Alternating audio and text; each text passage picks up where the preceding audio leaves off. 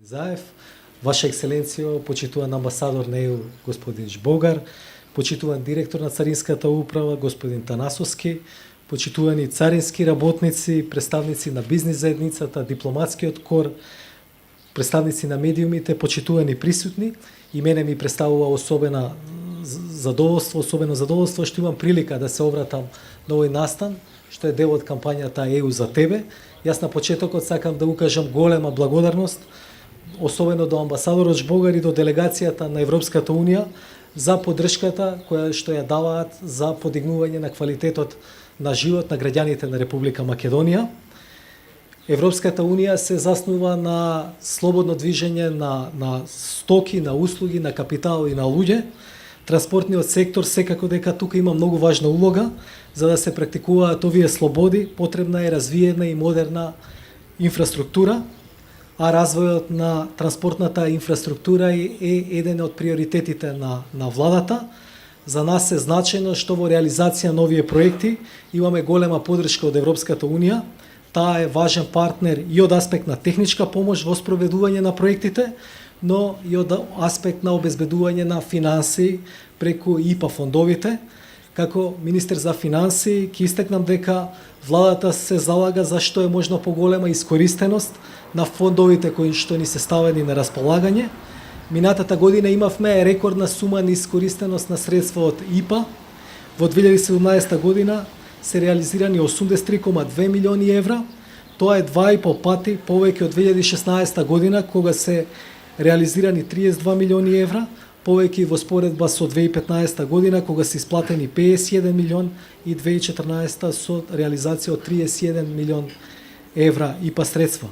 Настојуваме реализацијата на овие ИПА средства да биде уште поголема во иднина, а владата во 2017 година веќе направи план за подобрување на користењето на ИПА средствата. Почитувани, денешниот настан ставање во потреба на надградениот и осовремен граничен премин Табановце е во насока на подобрување на поврзувањето.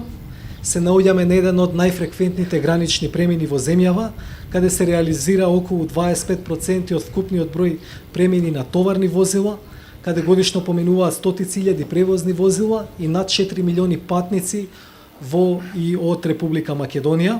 Со негова модернизација и надградба очекуваме значително да се забрза протокот на возила и да се намали времето на задржување на граничниот премин.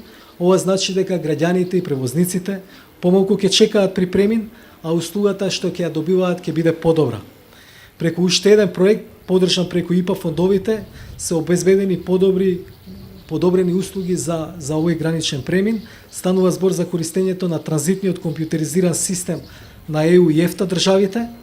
Придобивката од овој систем е што движењето на стоките кон и од ЕУ и ЕФТА државите се одвива со еден документ во електронска форма, што е заеднички прифатлив, а со тоа царинската постапка е компјутеризирана, многу пократка и поефикасна. За земјава, за Македонија е значено да има ефикасна и ефективна царинска управа. Таа е првата институција со која се сретнувате во земјава и дава слика за тоа како функционира системот.